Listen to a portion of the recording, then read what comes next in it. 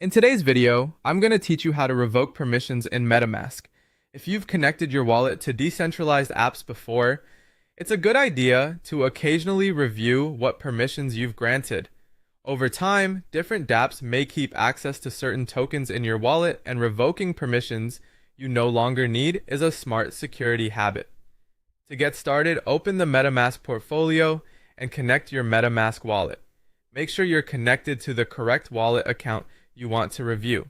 Once you're in, this is where you'll be able to check the approvals currently associated with your wallet. Next, go to the Overview section, and from there, select the Spending Caps tab. This is the area that shows token approvals, sometimes called allowances. These approvals let dApps spend certain tokens on your behalf, usually so they can complete swaps, staking actions, or other blockchain interactions. Once you're inside Spending Caps, take a moment to review your approvals carefully. You'll see which dApps currently have permission to access specific tokens in your wallet. This is helpful because it gives you a clear view of what has been authorized in the past. Now find the permission you want to remove. As you look through the list, check the dApp name, the token involved, and the spending allowance.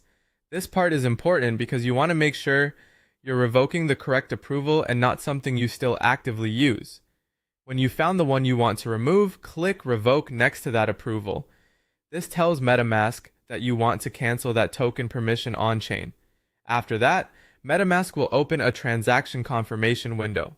Review the transaction details and then approve it.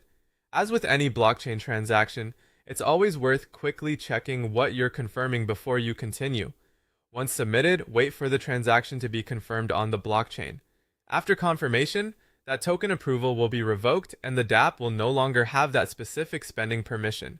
One important thing to keep in mind is that revoking a permission is an on-chain action, which means it requires a gas fee. So before you confirm, make sure you have enough of the network's native token in your wallet to cover the transaction cost. That's it. By checking your spending caps and revoking permissions you no longer need, you can keep your wallet cleaner and more secure. It's a simple maintenance step, but it can make a big difference in protecting your assets over time.